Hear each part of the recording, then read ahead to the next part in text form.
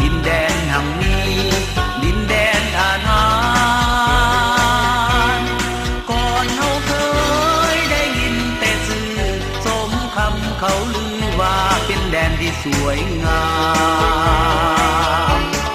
มาบัดนี้พงศาลีได้เห็นกับตางามแท้ละนะน้ำมูไหลผ่านสอดใสอาบเย็นแน่นเน้นหมู่ป่านาสะอ่อนเทละเนื้อ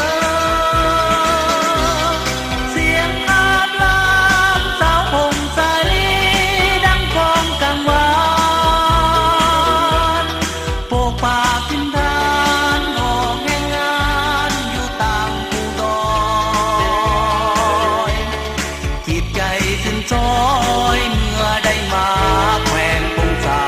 ลีลงอาบน้ำอู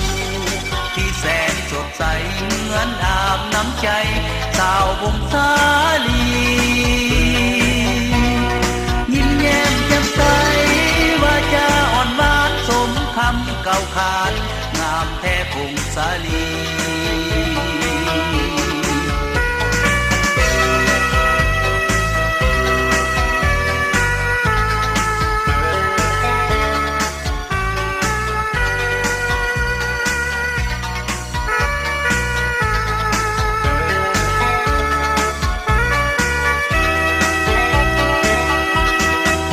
มาถึงถิ่นที่แฟนพงศาลีดินแดนแห่งนี้ดินแดนอาณาก่อนเฮาเคยได้ยินแต่ชื่อสมคำเขาลือว่าเป็นแดนที่สวยงามมาบัดนี้พงศาลีได้เห็นกับตางามแท้ละนะสอดใสอาบเย็นแน่นเน้นหมู่ป่านาสะอ่อนเทละเนื้อเสียงกาบลามสาวพงศาลีดังกลองกังวานโปกป่าพินทานออกแห่งงานอยู่ตามภูดอยจิตใจสิ้นจอยเมื่อได้มาแขวงพงศาลีลงอาบน้ำอู